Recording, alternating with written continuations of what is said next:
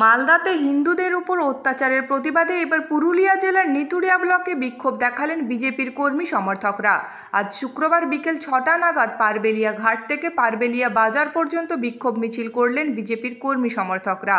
এই দিনের বিক্ষোভ মিছিলে উপস্থিত ছিলেন বাঁকুড়া সাংগঠনিক জেলা এসটি মোর্চার সভাপতি মামনি বাউরি, রঘুনাথপুর মণ্ডল 1-এর সভাপতি শুভময় সরকার, মণ্ডল 2-এর সভাপতি সঞ্জয় গড়াই সহ বিজেপির নিতুড়িয়া ব্লক কমিটির সদস্যবৃন্দরা।